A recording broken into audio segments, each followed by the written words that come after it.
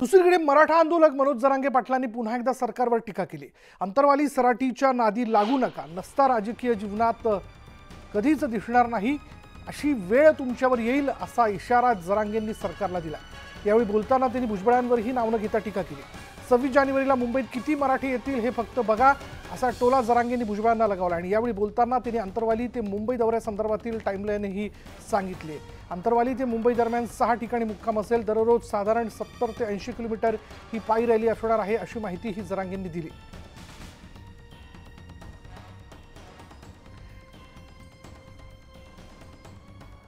असा असेल मुंबईचा प्रवास, बघा जाणून घ्या। 20 जानेवारी सकाळी 9 वाजता ही रॅली निघेल। पहिला मुक्काम मातुरी तालुका शिरूर इथे असेल, त्यानंतर 21 जानेवारी दुसरा मुक्काम करंजी घाट बाराबाबळी इथे असेल, तर 22 जानेवारी करंजी घाटातून सकाळी 8 वाजता रॅली निघेल। तिसरा मुक्काम रांजणगाव गणपती या ठिकाणी असेल, तर 23 जानेवारी सकाळी 8 वाजता रॅली चौथा मुक्काम हा चंदननगर इथे असेल। 24 जानेवारीला सकाळी 8 वाजता रॅली पाचवा मुक्काम लोणावळा, 25 जानेवारी सकाळी 8 वाजता रॅली सहावा मुक्काम वाशी नवी मुंबई, 26 जानेवारी आझाद मैदानाकडे कूच केलं जाईल आणि आमरण उपोषणाला सुरुवात केली जाईल।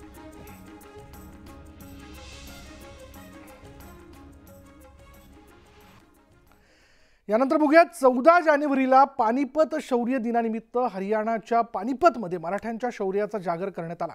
यावेळी केंद्रीय मंत्री ज्योतिरादित्य सिंधिया, स्थानिक खासदार संजय भाटिया, आमदार प्रमोद कुमार वीज, स्थानिक आमदार महिपाल धांडा, आयोजक आणि शौर्य स्मारक समिती अध्यक्ष प्रदीप पाटील उपस्थित होते। आणि यावेळी शहरातील भवानी मंदिरातून काला परिसरात मिरवणूक काढण्यात आली।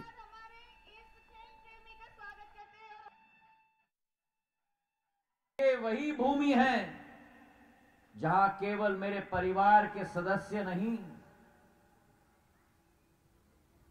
लेकिन 60,000 मराठाओं ने चट्टान की तरह उस विदेशी आक्रमणकारी का सामना किया और जान जाए पर वचन न जाए उस सोच और विचारधारा के साथ अपनी जीवन की आहुति दे दी।